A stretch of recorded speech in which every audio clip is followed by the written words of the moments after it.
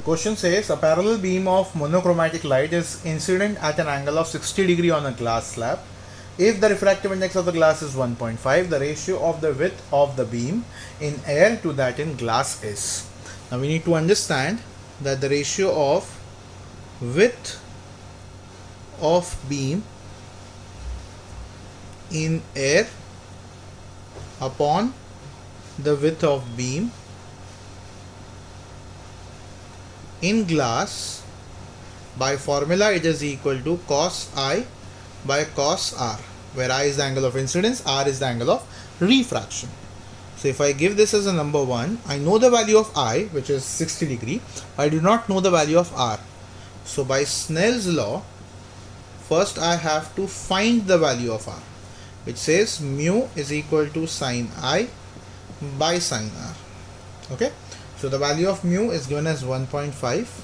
Sine 60 is root 3 by 2 upon sine R. 1.5 can be written as 3 by 2. So definitely this 2 gets cancelled. We get sine R as root 3 by 3, which is 1 by root 3. Okay. So now if we know the value of sine R, cos R find करना काफ़ी ज़्यादा difficult नहीं है, because we can say sine square R plus cos square R is 1. So sin square R 1 by root 3 का square होगा 1 by 3 plus cos square R is 1. So definitely the cos square R is going to be 1 minus 1 by 3, that is 2 by 3. तो square root लेके हो जाएगा root of 2 by 3. So definitely now the ratio which we want is going to be cos 60 upon cos R. Cos 60 is half and cos R we got root 2 by 3. अब definitely इसे calculate करना पड़ेगा, तो ये हो जाएगा half into root of 3 by 2. Okay, so that means it's as good as root of 1.5 the whole divided by 2. अब 1.5 का स्क्वायर रूट क्या होगा ये हमें ध्यान से समझना है.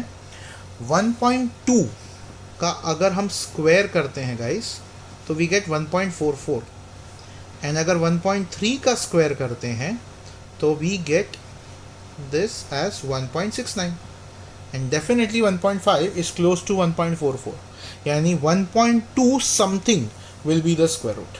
Okay, so now we can say that means the ratio is equal to 1.2 by 2, approximately 0.6 के आसपास. Now as per the given options we can say the answer must be 0.6127, and that is going to be our final answer.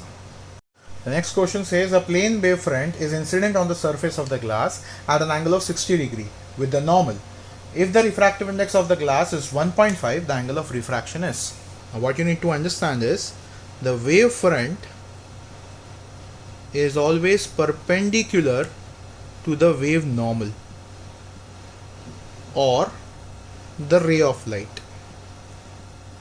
So I can say if wave front makes 60 degree with normal, then the ray of light, which is nothing but the incident ray of light, makes 90 minus 60, which is 30 degree with normal. So the angle of incidence is going to be 30 degree. Now mu is already given as 1.5, so we can use the Snell's law, that mu is equal to sine I by sine R.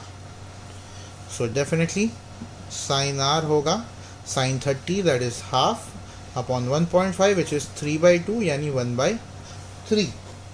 अब इसका मतलब angle of refraction होगा sine inverse of 1 by 3, और ये होगा हमारा final answer. The question says when light is incident from air to glass at an angle of 57 degree, the reflected beam is completely polarized. If the same beam is incident from water to glass, the angle of incidence at which reflected beam is completely polarized will be. Now here by Brewster's law we know when the light is polarized by reflection, mu is equal to 10 of IP. Okay, so here it is given for air to glass, IP is 57 degree. So we can say mu of glass with respect to air is 10 of 57 degree. Now definitely for water to glass, let's say the IP is unknown, which is theta. So can I say mu of glass with respect to water हो जाएगा tan theta. अब हमें यहाँ पे ध्यान से समझना है that mu of glass with respect to air का मतलब होता है mu of glass upon mu of air, and mu of glass with respect to water का मतलब है mu of glass upon mu of water. Now we definitely know that mu water is greater than mu air. That means mu of glass with respect to air is going to be greater than mu of glass with respect to water, and that means tan 57 is going to be greater than tan theta, and that means theta is going to be less than 57 degree. यानी water to glass के case में जो polarising angle होगा वो less than 57 degree होगा. The question says the transverse nature of light is shown by. Now we need to understand that it is only the polarization which is possible only for transverse wave. Yes, longitudinal waves cannot be polarized. That means if a light or if a wave can be polarized, it means it is a transverse wave. So that's it.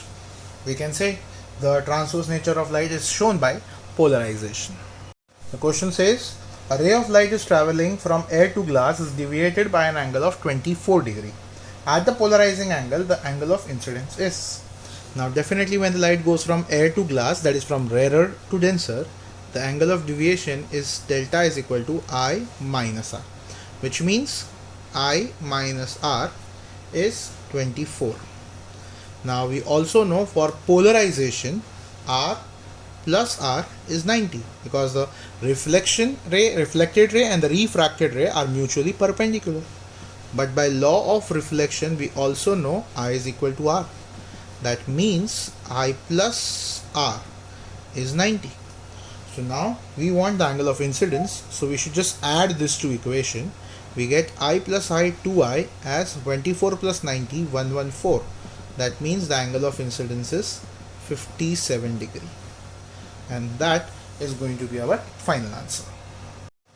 The question says an unpolarized beam of intensity I naught is incident on a pair of nickels making an angle of 60 degree with each other. The intensity of light emerging from the pair is. So here we need to use a law known as Malus law. Whenever you have two nickels or any prism which do polarization and making angle theta with each other, we get the emerging intensity as the incident intensity by 2 times cos square theta. That's the basic formula. So if I use that, it will be I naught by 2 cos square 60, because 60 is the angle given over there. Cos 60 is half, square of that is 1 by 4. So 1 by 4 into 1 by 2 becomes I naught by 8, and ये होगा हमारा final answer. The question says a radar sends radio waves of frequency nu towards an aeroplane moving with velocity va. A change delta nu is observed in the frequency of reflected waves, which is higher than original frequency. The velocity of aeroplane is, where va is much less than speed of light c. Now we know by Doppler effect of light, we need to understand the important formula, which is the apparent frequency is the original frequency into 1 plus or minus Vr by c, where Vr is the relative velocity.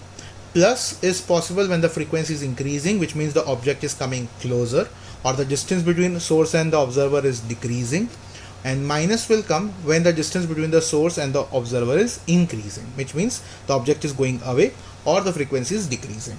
Here they say the frequency is increasing. That means we are going to use nu dash is nu into 1 plus VR by C. So here what we can say is there is a source and there is this plane which is kind of observer. So when the sound, or sorry, actually the light is traveling in this direction C, and that moment the plane is traveling in this direction. So I can say the frequency which is seen by the observer, which is nu dash, is going to be nu bracket 1 plus VA by C. Correct? This will be plus. Now this is the first case. For the second case, I can say when it is reflected, the source becomes the observer and the observer becomes the source. Here the frequency was nu, the original frequency. Here the original frequency will become nu dash, because जो observer receive करेगा वही तो reflect करेगा. So this time I can say the speed with which the source is traveling is still VA and it is traveling towards the observer. So the speed of light is also traveling in the same direction, but we do not take the relative velocity between them because we are talking about the speed of light, where VA is nothing compared to the speed of light. Correct? So we can say over here the distance between the source and observer is still decreasing, which means we are going to apply the second apparent as the first apparent, 1 plus VA by C. But I can substitute nu dash as this over here. So I get nu double dash as nu into 1 plus VA by C the whole square. जिसका मतलब ये हुआ nu double dash by nu is 1 plus VA by C the whole square.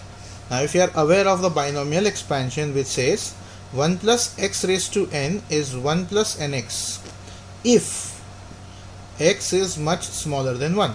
Correct? So I can apply the same logic over here because VA is much less than C, which means VA by C is much less than 1. So 1 plus x raised to n becomes 1 plus nx. Correct?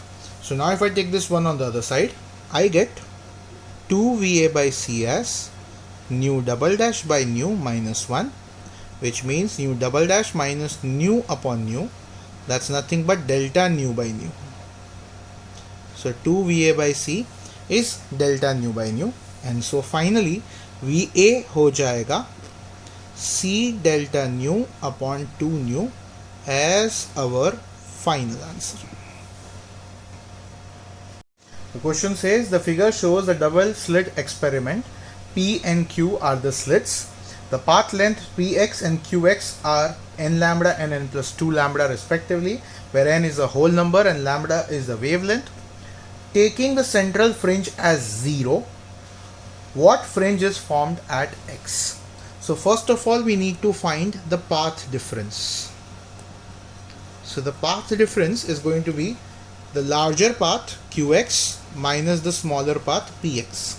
So Qx is n plus 2 lambda and Px is n lambda, which means it is n plus 2 minus n into lambda. So n gets cancelled, which means it is 2 lambda. So what you need to understand is for nth bright band we get the path difference as simply n lambda, and for nth dark band we get the path difference as n minus half lambda. So here we can say this is a whole integer, so n has to be equal to 2, which means it is the second bright band at x, and that is going to be our final answer. The question says the path difference between two monochromatic waves meeting at a point is 85.5 lambda, where lambda is the wavelength of light. If the path difference is 42.75 micrometer, then Now what they're trying to say is the path difference is 85.5 lambda, and that is also equal to 42.75 micrometer. That simply means lambda is 42.75 into 10 raised to minus 6 upon 85.5. Now if you actually try and divide this, we get 42.75 2s is 85.5. So half is 0.5 into 10 raised to minus 6. That is nothing but 5000 angstrom. Now second thing, for bright band, the path difference is n lambda, where n is integer. And for dark band, path difference is n minus half lambda, where again n is integer.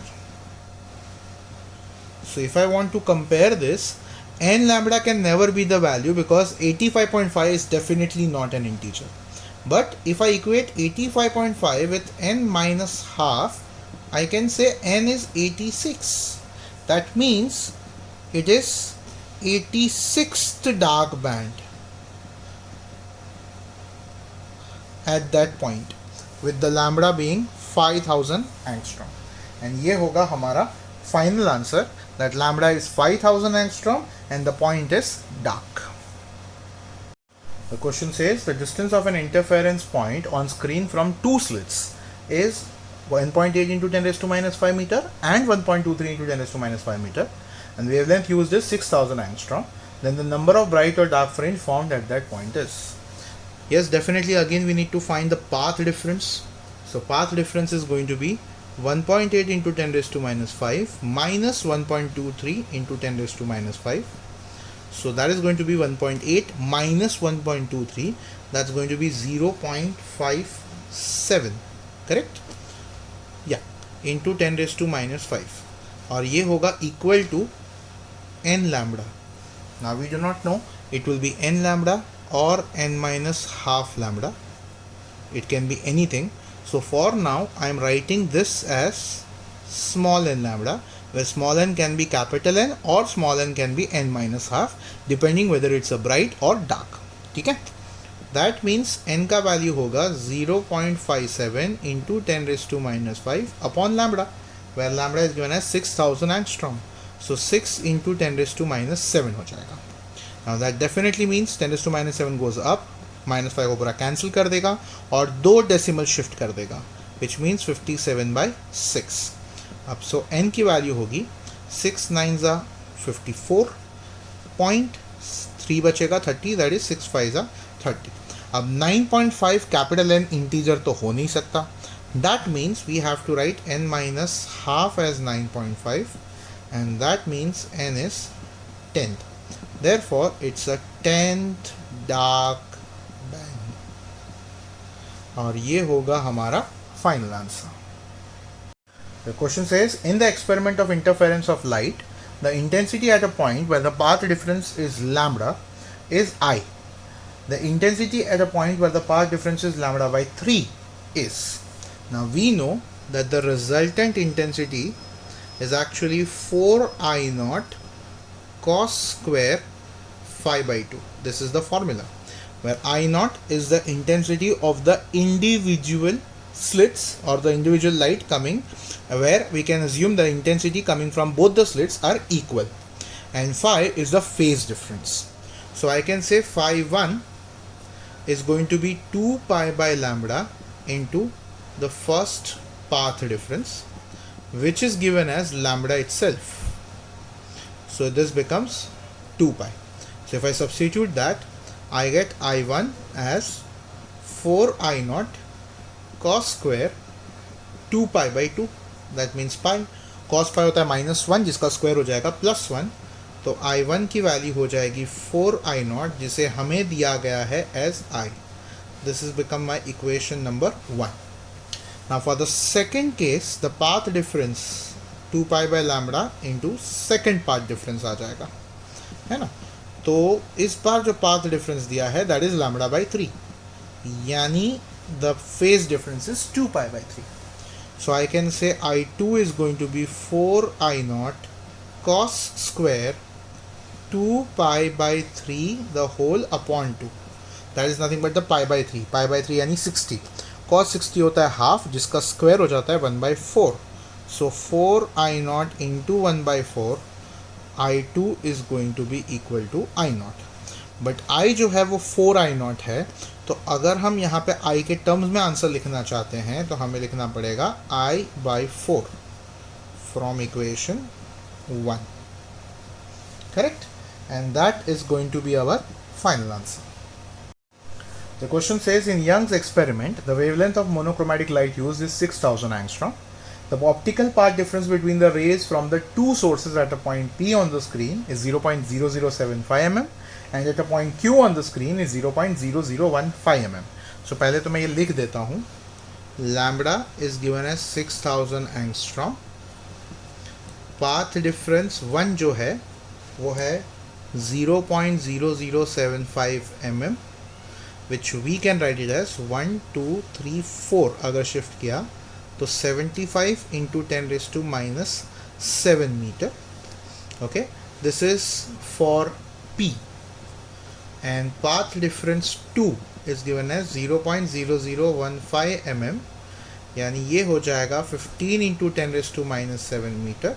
This is for Q. Okay. Further question says, excluding bands at P and Q, how many bright and dark bands are observed between the 2 points P and Q? Point P and Q are on the opposite sides of the central bright band.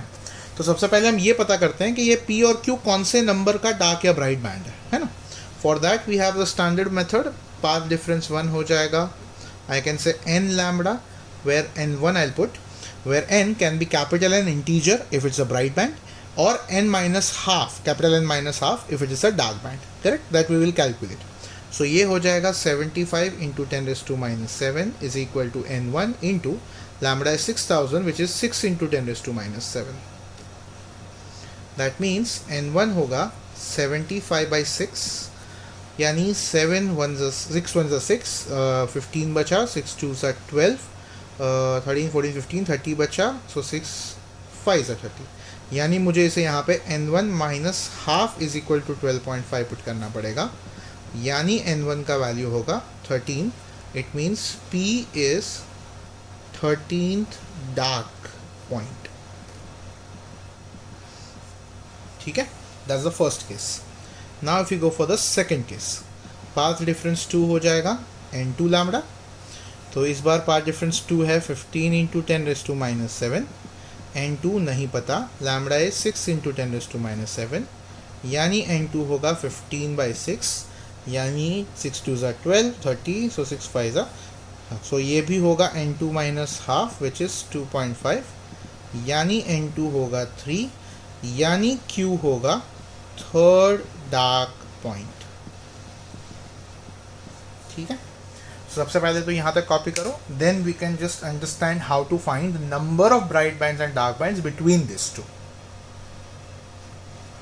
So now we know point P is 13th dark band and point Q is third dark band and they are on the either side of the central bright band. तो मैंने यहाँ पे central bright band mark किया हुआ है. तो every time when I mark a bright band, I'll mark like this, okay, and every time I want to mark a dark band, I'll mark like this, okay. तो obviously central bright band के बाद आएगा first dark band, then आएगा first bright band, then second dark band, then आएगा second bright band, then आएगा third dark band, यानी ये है हमारा point Q. करेक्ट. इसी तरह से first dark, first bright, second dark, second bright, third dark, third bright, fourth dark, fourth bright, fifth dark, fifth bright, sixth dark, sixth bright, seventh dark, seventh bright, eighth dark, eighth bright, ninth dark, ninth bright, 10th dark, 10th bright, 11th dark, 11th bright, 12th dark, 12th bright, and 13th dark. बाप रे, 1 2 3 4 5 6 7 8 9 10 11 12 13। तो ये है हमारा point P. Okay, तो अब हमें bright और डार्क पॉइंट्स कैलकुलेट करने हैं। आप को काउंट कर लो सीधा सीधा, ये को पी को और क्यू को काउंट नहीं करना है, ठीक है। तो डार्क पॉइंट्स कितने होंगे, 1 2 3 4 5 6 7 8 9 10 11 12 13 14 डार्क पॉइंट्स। ओके, ये हो गया। अब ब्राइट कैलकुलेट करते हैं, तो 1 2 3 4 5 6 7 8 9 10 11 12 13 14 15, यानी 15 ब्राइट बैंड्स। तो P और Q के बीच में ये होगा, और ये होगा हमारा फाइनल आंसर।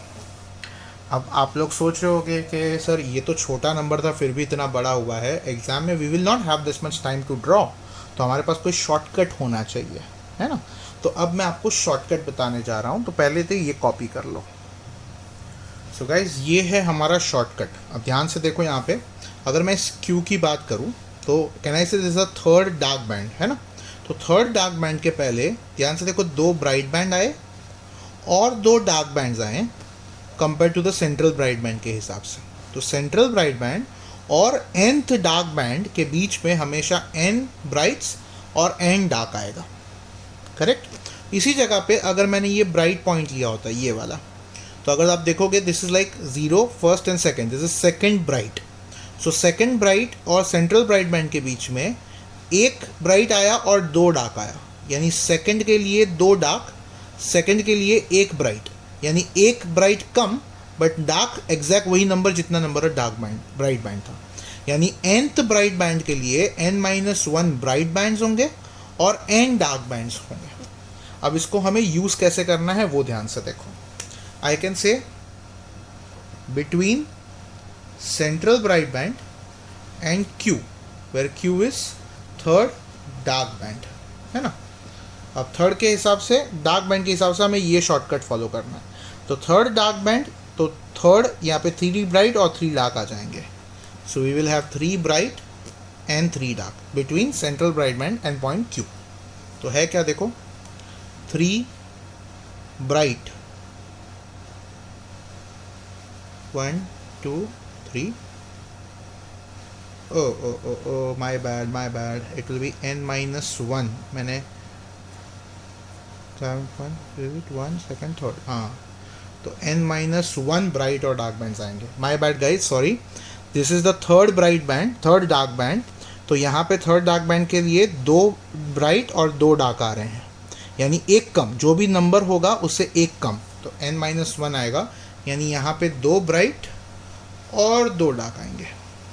ओके, अब इसी तरह से सेंट्रल ब्राइट बैंड और पॉइंट P की अगर हम बात करें, जो P है हमें पता है 13th डार्क बैंड, है ना।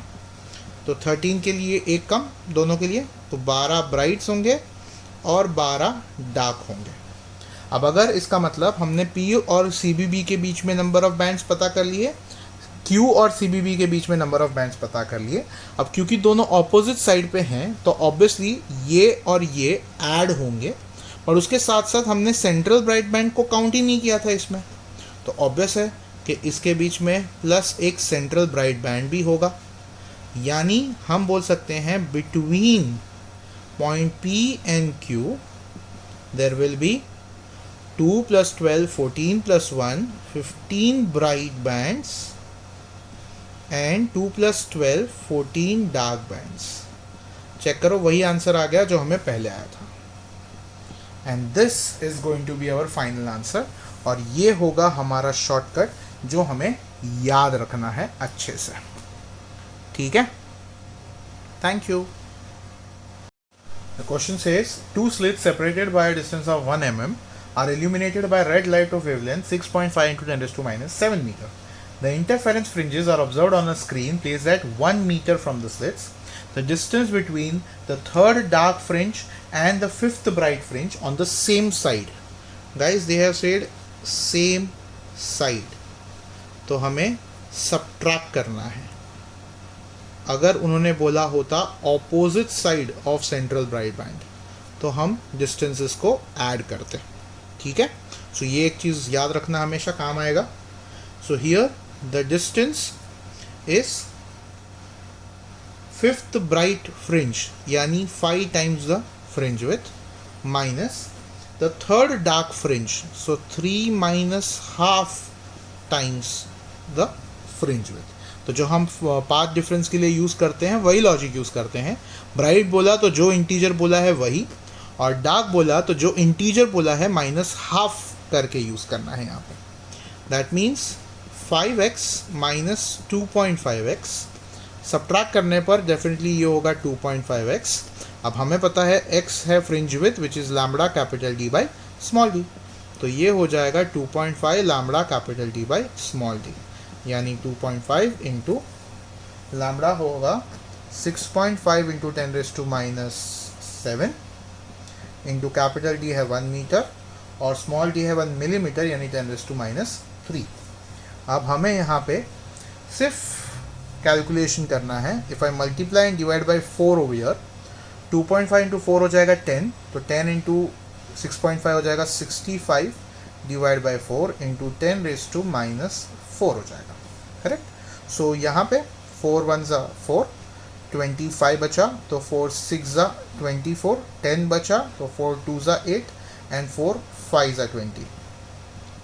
ये होगा, यानी हमारा वैल्यू होगा 1.625 mm और rounded off to 1.63 mm, and ये होगा हमारा final answer. Question says, in a biprism experiment, interference bands are observed at a distance of 1 meter from the slit. यानी कैपिटल D जो है वो 1 मीटर है. A convex lens is put between the slit and the eyepiece, gives two images of slit 0.7 centimeter apart. The lens being 70 centimeter from the eyepiece. अब ये काफ़ी interesting चीज़ है. What you have to understand is, this is the slit. If I consider this as the axis, this is the screen. अब ये जो distance है वो capital D है और ये दिया है 1 मीटर, यानी 100 सेंटीमीटर एक तरीके से. ओके. अब जो लेंस रखा है वो यहाँ कहीं पे रखा है, जिसका डिस्टेंस दिया गया है 70 सेंटीमीटर, जिसका ऑब्वियस मतलब है कि स्लिट से फिर उसका डिस्टेंस हो जाएगा 100 माइनस 70, 30 सेंटीमीटर. अब यहाँ पे इसकी जो इमेज बन रही है से वो बन रही है 0.7 सेंटीमीटर, और ये जो डिस्टेंस होता है इन दोनों के बीच वो D है. तो क्या हम लीनियर मैग्नीफिकेशन यूज़ कर सकते हैं? If you can recollect height of image upon height of object is equal to distance of image upon distance of object. अब यहाँ पे हाइट ऑफ इमेज दिया है 0.7, हाइट ऑफ ऑब्जेक्ट हमें नहीं पता, that is small d, distance of image is 70 and distance of object is 30. मेरा यहाँ पे प्लस माइनस साइन फाइन करने में कोई इंटरेस्ट नहीं है, इसलिए I am just putting the magnitudes. Okay. इसे सॉल्व करने पर d की वैल्यू आ जाएगी 0.3 सेंटीमीटर. सो स्मॉल d हमें मिला है, कैपिटल D ऑलरेडी दिया हुआ है, एंड लैम्बडा हमें दिया गया है 6000 angstrom. So I guess now to find the fringe width, जिसका फॉर्मूला है lambda capital D by small d, हमें सिर्फ वैल्यू सब्स्टिट्यूट करनी है. So that is going to be 6 into 10 raised to minus 7 into 1 meter upon 3 into 10 raised to minus 3, because 0.3 centimeter is 3 into 10 raised to minus 3 meter. तो ये हो जाएगा 2, यहाँ पे ऊपर जाने पे 10 raised to minus 4, and so fringe width is going to be 0.2 millimeter, और ये होगा हमारा final answer. The question says, at the first minima, the path difference between two waves starting from the two ends of a slit in a single slit Fraunhofer diffraction experiment is.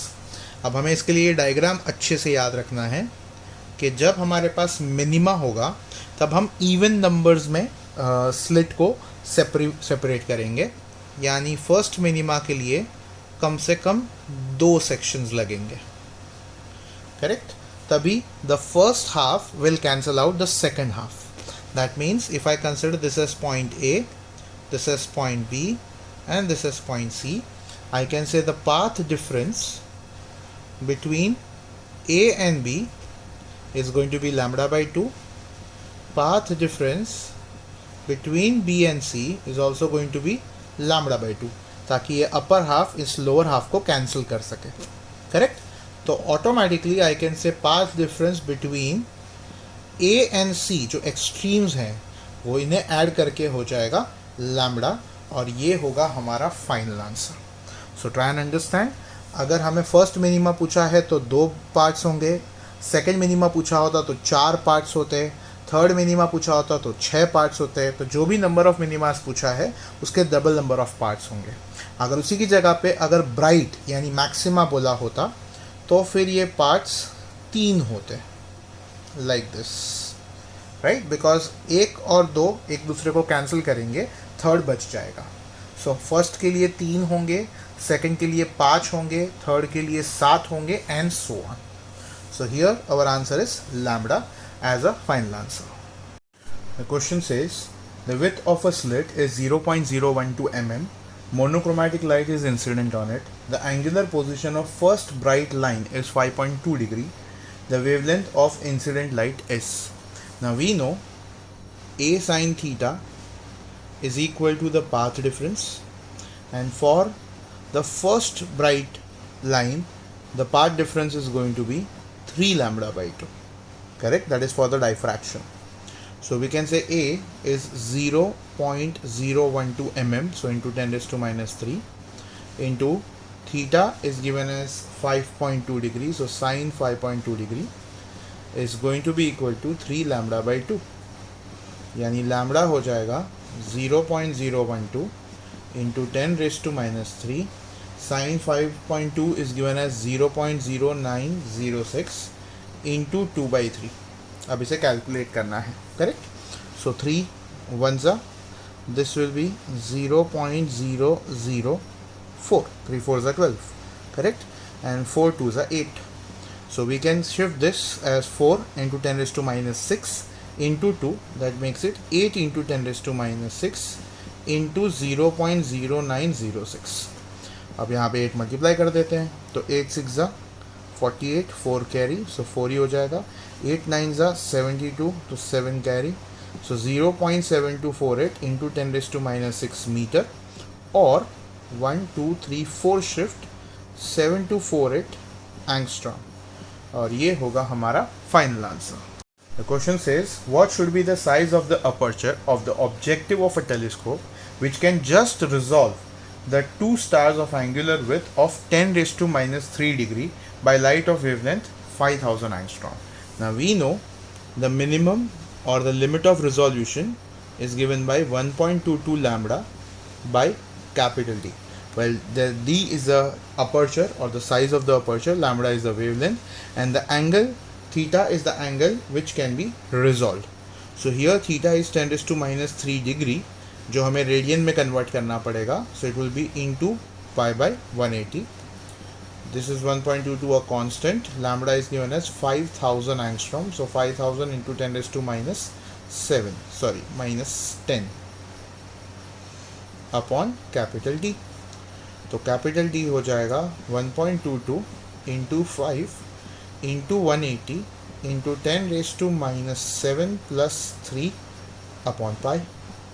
Now if you understand this carefully, ये plus 3 और minus 10 हो गया minus 7, और ये minus 3 इधर आके हो गया प्लस 3. 180 ऊपर आ गया और पाई नीचे चला गया. ठीक है.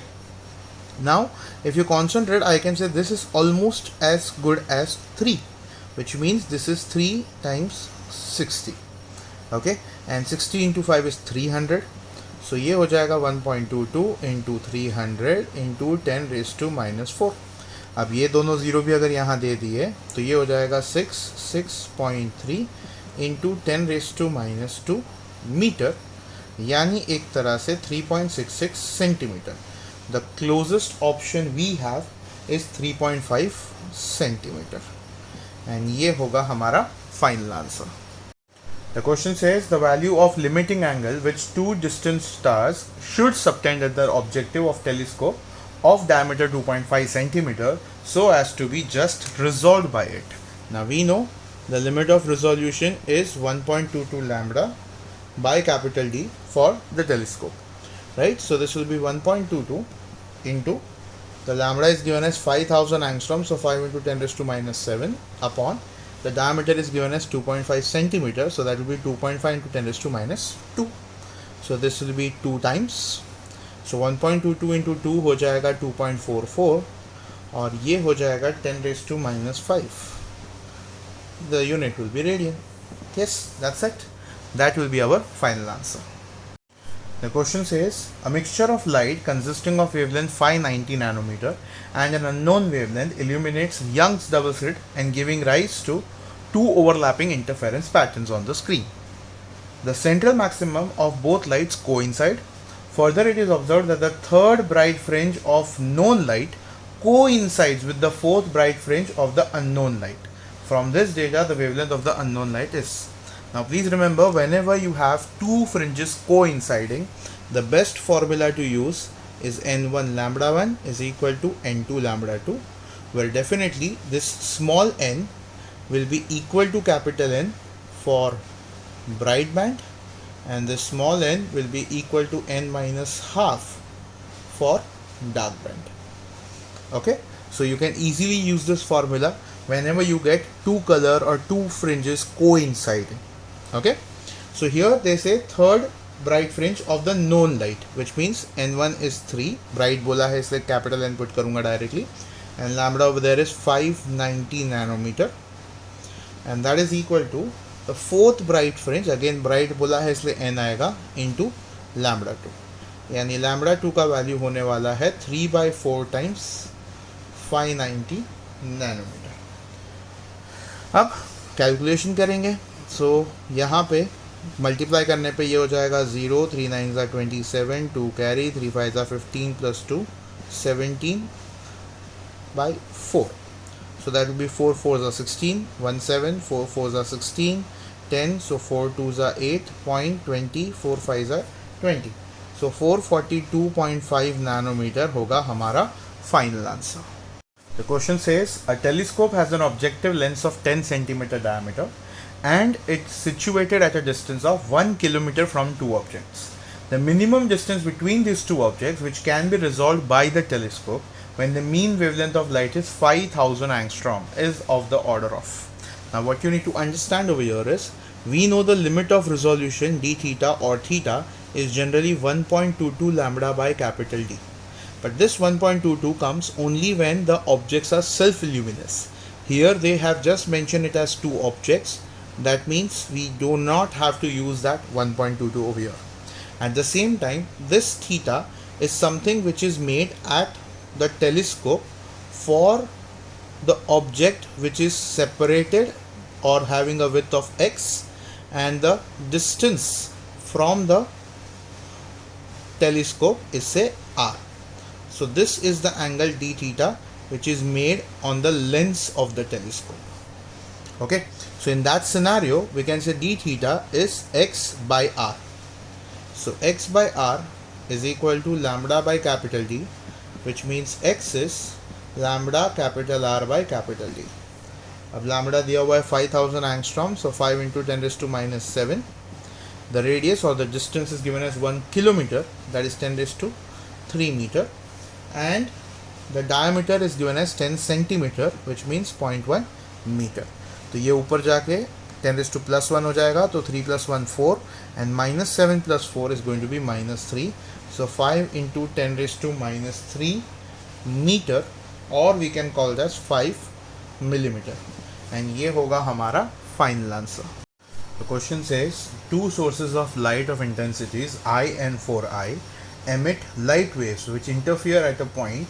Intensity will be dash at points where the phase difference is dash. Now those two dash हमें fill करना है, और options में अलग अलग जगह पे अलग अलग values दी है, जिसमें से angles अगर आप check करोगे तो pi और pi by 2 ही है. Okay, but we know for sure that for the phase difference equal to pi, the resultant intensity is actually mod of I1 minus I2. Okay, and that can be 0 only if I1 is equal to I2, जो यहाँ पे नहीं हो रहा है, because I1 is I and I2 is 4I. So therefore option A is wrong for sure.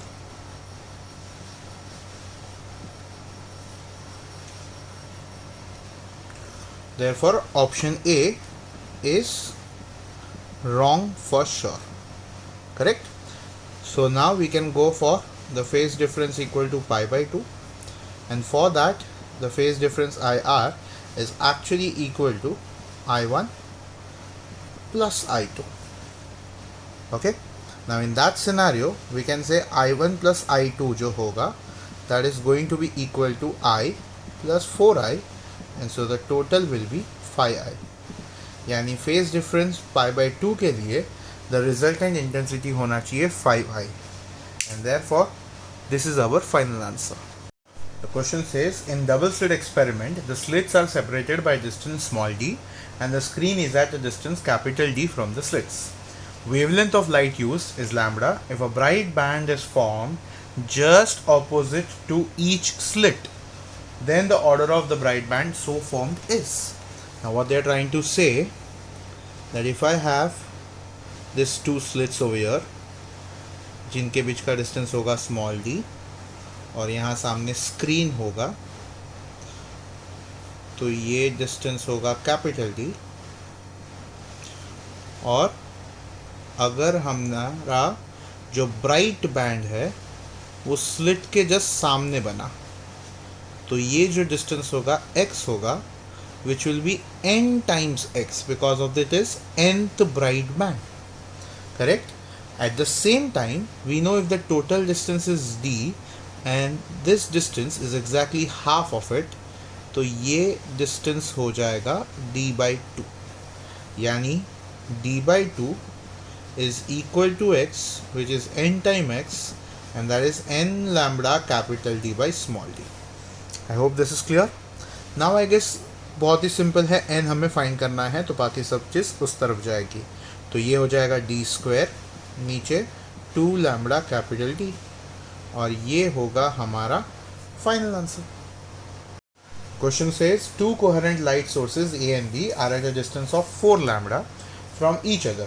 The distance from A on the x-axis at which a constructive interference is observed is. तो जो diagram दिया है वो कुछ इस तरह से है. We have the two axes x and y. यहाँ पे स्लिट A है, यहाँ पे स्लिट B. इन दोनों के बीच में जो डिस्टेंस है वो है 4 लैम्बडा. तो यहाँ कहीं तो पॉइंट होगा, let's call that point as point P. तो ऑब्वियसली एक लाइट यहाँ से आएगी और एक लाइट यहाँ से आएगी, such that we want this point to be a bright band. अब यहाँ पे अगर हमें ब्राइट बैंड चाहिए तो ऑब्वियस है BP minus AP must be some n lambda. Correct? तो ही ये पॉसिबल है. अब अगर हम लॉजिक लगाए तो हम ये बोल सकते हैं कि AB square plus AP square is going to be equal to BP square.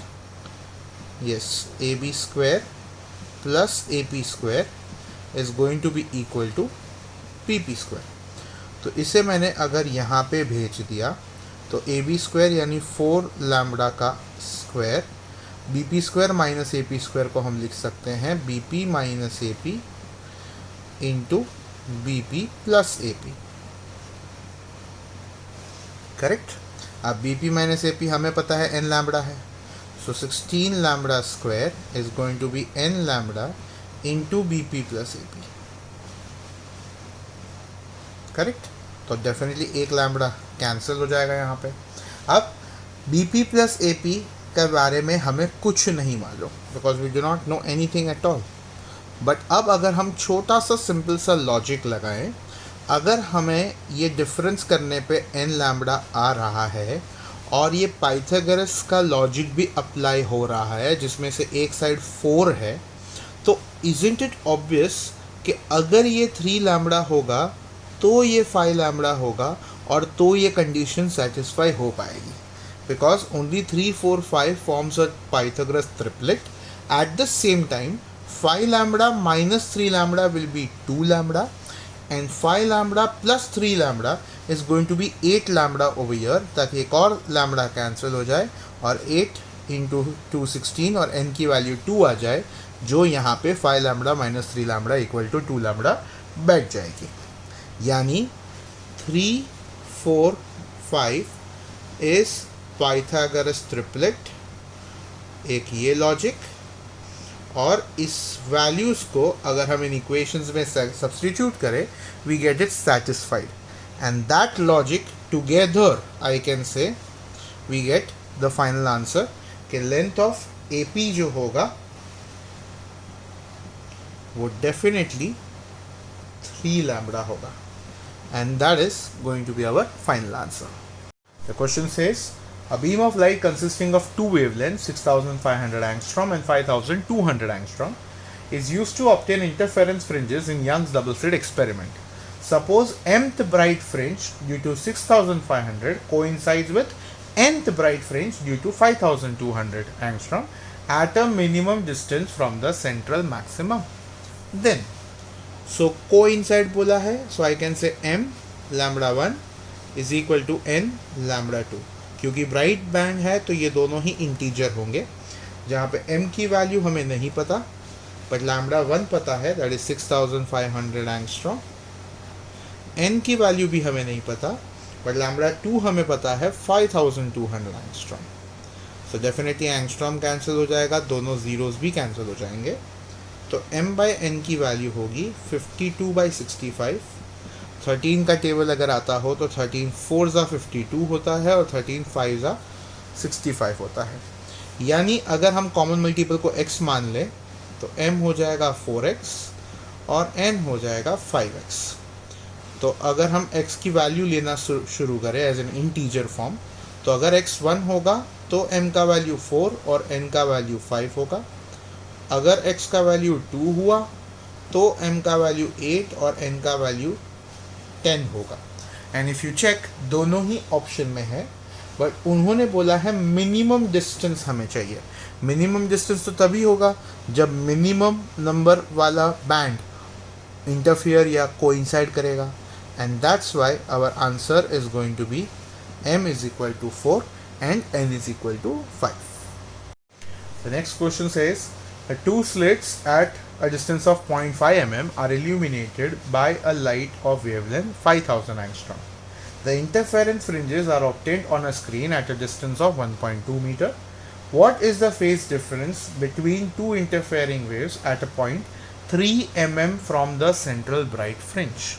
Now हमें इतना तो पता ही है कि जो भी डिस्टेंस होगा वो होगा n lambda capital D by small d, where n is going to be either an integer if it is a bright band or n minus half, capital N minus half if it is a dark band. So later on that we can decide, but हमें x lambda capital D small d सब पता है, तो हमें सबसे पहले ये n पता कर लेना चाहिए. तो x का वैल्यू दिया है 3 mm, so 3 into 10 raised to minus 3. n is unknown. Lambda 5000 angstrom, so 5 into 10 raised to minus 7. Capital D दिया है 1.2 और स्मॉल d हमें दिया है 0.5 mm, so 0.5 into 10 raised to minus 3, जिसे यहाँ पे हम लिख सकते हैं 5 into 10 raised to minus 4. Correct? तो डेफिनेटली दिस 5 गेट्स कैंसिल. ये 10 raised to minus 3 यहाँ नीचे आ जाएगा, तो 10 raised to minus 3 minus 4 minus 7 हो जाएगा, जो इस 10 raised to minus 7 को भी कैंसिल कर देगा. यानी n की वैल्यू होने वाली है 3/1.2, यानी kind of 30/12. So 3 10s 3 4s that is 2.5, यानी हमें इसे n माइनस हाफ पुट करना है विच इज 2.5. सो n हो जाएगा 3, यानी this is third dark band. Now that means path difference जो होगा वो होगा n माइनस हाफ लैम्बडा, यानी 2.5 लैम्बडा. अब इसका मतलब फेज डिफरेंस होने वाला है 2 pi by lambda into the path difference, यानी 2 pi by lambda into 2.5 pi. Definitely lambda gets cancel और तो फेज डिफरेंस आ जाएगा 5 पाई रेडियन, एंड ये होगा हमारा final answer. The question says, if a transparent slab of refractive index 1.5 and thickness 2.5 into 10 raised to minus 5 meter is inserted in front of one of the slits of Young's double slit experiment, how much will be the shift in the interference pattern? The distance between the slits is 0.5 mm and that between slits and screen is 100 centimeter. अब यहाँ पे हमें समझना होगा that the shift का जो formula है that is mu minus 1 into thickness into capital D by small d. Please ये फॉर्मूला याद रखना, ये काफ़ी काम आने वाला है. तो म्यू दिया हुआ है 1.5, सो -1. थिकनेस दिया है 2.5 into 10⁻⁻⁵. Capital D is 100 centimetre which is 1 metre and small D is 0.5 mm, so 0.5 into 10⁻⁻3. Now definitely 1.5 - 1 ये भी 0.5 होगा और ये भी 0.5 है, सो कैंसिल कर दो. 10⁻³ ऊपर आ जाएगा तो +3 हो जाएगा. -5 + 3 विल बी 2.5 इंटू 10⁻² मीटर, यानी एक तरीके से 2.5 सेंटीमीटर.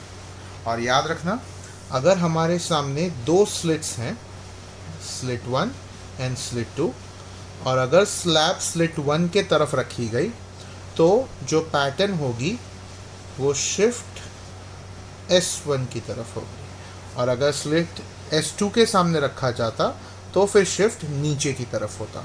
यानी जिस स्लिट के सामने हमने स्लैब रखा है उसी स्लिट की तरफ पूरा का पूरा पैटर्न शिफ्ट होगा. Please remember this, it is very useful. Okay, question says the experimental arrangement of Young's double slit experiment is shown in the following figure. Figure कुछ इस तरह से है. यहाँ पे स्क्रीन है, यहाँ पे दोनों स्लिट्स हैं S1 और S2, दोनों के बीच का डिस्टेंस स्मॉल d है. स्लिट्स और स्क्रीन के बीच का डिस्टेंस कैपिटल D है. ये दोनों जहाँ पे मर्ज हो रहे हैं वो पॉइंट O है जहाँ पे एंगल थीटा बन रहा है. Okay, this is the diagram given to us and they have asked if lambda is the wavelength of light used the fringe width will be. अब हमें ये तो डेफिनेटली पता है, फ्रिंज विड्थ होता है lambda capital D by small d. और अगर इस डायग्राम को हम ध्यान से देखें तो हम बोल सकते हैं थीटा होगा D by capital D using S is equal to R theta वाला लॉजिक. करेक्ट. तो अगर small d by capital D theta है तो capital D by small d 1 theta होगा, यानी फ्रिंज विड्थ हो जाएगा lambda upon theta. Yes, that's it. ये होगा हमारा final answer. The question says, in Young's double slit interference experiment, the distance between the two sources is 0.1 mm. The distance of screen from the sources is 20 centimeter, and lambda is given as 5460 angstrom. The angular position of the first dark fringe is. Now हमें इतना पता है कि अगर small x पूछा है, that is the distance of the first dark fringe from the central bright band, I can say it is n minus half lambda capital D by small d, where n is 1 because it's the first dark. यानी x की value हो जाएगी lambda capital D by 2d. अब हमें चाहिए लेकिन angular position. Angular position जो है वो हमें यहाँ पे ध्यान से समझो. अगर ये स्क्रीन है जहाँ पे यहाँ सेंट्रल ब्राइट बैंड है और लेट्स से ये फर्स्ट डार्क बैंड है, जिन दोनों के बीच का डिस्टेंस हमने x माना है, तो जहाँ कहीं से भी लाइट आ रही है वो डिस्टेंस होगा कैपिटल D और ये एंगल होगा थीटा. तो थीटा का मतलब होगा x अपॉन कैपिटल D. तो यहाँ पे दैट मीन्स थीटा का वैल्यू हो जाएगा lambda upon 2 times small d. तो अब सब्स्टिट्यूट करते हैं. लैम्बडा का वैल्यू है 5460 एंगस्ट्रॉम यानी 10⁻10 अपॉन 2 टाइम्स स्मॉल d दिया गया है 0.1 mm, दैट इज 10⁻4. अब डेफिनेटली ये हो जाएगा 2 2s are 4, 2 7s are 14, 2 8s are 16 into 10⁻, ये 4 + 1 5 - 10 -5 रेडियन होगा. Okay, now this is in radian. हमें आंसर जो चाहिए वो है डिग्री में. तो ऑब्वियसली थीटा हो जाएगा 278 इंटू 10⁻5 इंटू, अब डिग्री टू रेडियन में हम π/180 मल्टीप्लाई करते हैं, तो ऑब्वियसली रेडियन टू डिग्री में हम 180/π मल्टीप्लाई करेंगे. करेक्ट. तो अगर हम पाई की वैल्यू अप्रॉक्सीमेटली 3 मान लें तो ये 60 हो जाएगा, यानी अप्रॉक्सीमेटली 278 इंटू 6 इंटू 10⁻⁴ हो जाएगा। तो अब मल्टीप्लाई करके देख लेते हैं। 8 6 ज़ा 48, 4 कैरी, 6 7 ज़ा 42 प्लस 4 46, 6 2 ज़ा 12 प्लस 4 16 इंटू 10⁻⁴। अब अगर शिफ्ट करते जाएं 1 2 3 4 तो ये 0.1668 डिग्री हो जाएगा, जिसका क्लोजेस्ट ऑप्शन जो हमारे पास है वो है 0.16 डिग्री, और ये होगा हमारा फाइनल आंसर।